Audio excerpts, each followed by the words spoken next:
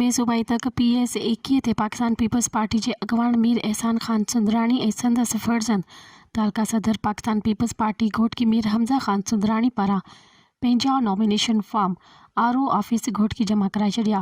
PP अगवान Mir एहसान खान सुंदरानी ऐं Mir Hamza Khan Sundarani RO office ॿाहिरां मीडिया सां ॻाल्हाईंदे चयो त असां PS 21 ते क़ानूनी घुर्जियूं पूरी करे नॉमिनेशन फॉर्म जमा कराया आहिनि।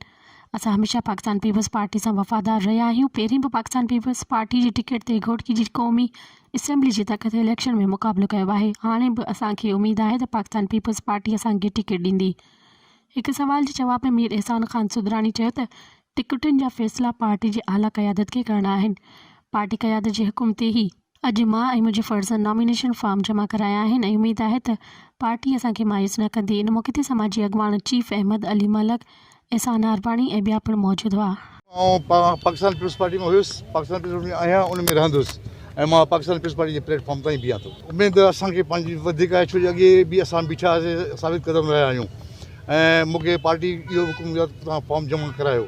टिकट जी असां अप्लाई कयूं वेठा आहियूं। सूबाई से मिलंदी पियो था जी सूबाई ते मीर हमज़ा साहब उनखे बि सूबाई ते जो मूंखे टिकट मिली त हमज़ा खान मुंहिंजो कवरिंग कैंडिडेट आहे, हमज़ा खान मिली त मां उनजो कवरिंग भाई है ना हमेशा पार्टी था। हिन दफ़े पार्टी में उम्मीद है इंशाअल्लाह ताला PS 21 जी टिकट असांखे मिलदी।